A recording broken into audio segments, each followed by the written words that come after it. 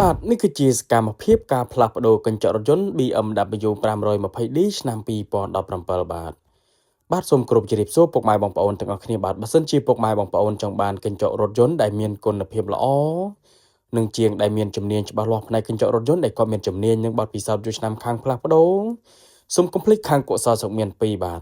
ខាងយើងខ្ញុំក៏មានលក់កញ្ចក់រថយន្តគ្រប់ម៉ាកគ្រប់ស៊េរីហើយក៏មានសេវាកម្មទៅផ្លាស់ប្ដូរកញ្ចក់រថយន្តជូនពុកម៉ែបងប្អូនដល់ទីតាំងផងដែរបាទហើយបើសិនជាពុកម៉ែបងប្អូនមានបញ្ហាដូចជាកញ្ចក់រថយន្តជ្រាបទឹកចង់កោះបិទបដូរស៊ុំឬក៏មានចម្ងល់អ្វីផ្សេងទៀតដែលតាក់ទងជាមួយនឹងកញ្ចក់រថយន្តពុកម៉ែបងប្អូនអាចឆាតចូល Page សួរព័ត៌មានផ្ទាល់ក៏បានឬក៏ពុកម៉ែបងប្អូនអាច call តាមរយៈលេខទូរស័ព្ទដែលខ្ញុំដាក់នៅលើ banner ផ្ទាល់នឹងក៏បានខ្ញុំម្ចាស់ហាងដែលមានជំនាញនិងបទពិសោធន៍យូរឆ្នាំខាងកញ្ចក់រថយន្តខ្ញុំនឹងជម្រាបជូនពុកម៉ែបងប្អូនច្បាស់តែម្ដងបាទហើយបើសិនជាពុកម៉ែបងប្អូនមានបញ្ហាដូចជាកញ្ចក់រថយន្តបែកប្រេះស្រាំចង់អ៊ុត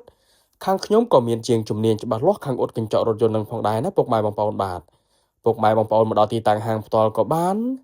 ឬក៏ពុកម៉ែបងប្អូនអត់មានពេលទេឲ្យជាងទៅអ៊ុតកញ្ចក់រថយន្តឬក៏ទៅផ្លាស់ប្ដូរកញ្ចក់រថយន្តជូនពុកម៉ែបងប្អូនដល់ទីតាំងក៏បានបាទខាងយើងខ្ញុំនឹងគឺមានសេវាកម្មដល់ទីកន្លែងផងដែរពុកម៉ែបងប្អូនបាទការផ្លាស់ប្ដូរកញ្ចក់រថយន្តយ៉ាងយូរ1ម៉ោងរួចរាល់ពុកម៉ែបងប្អូនបាទ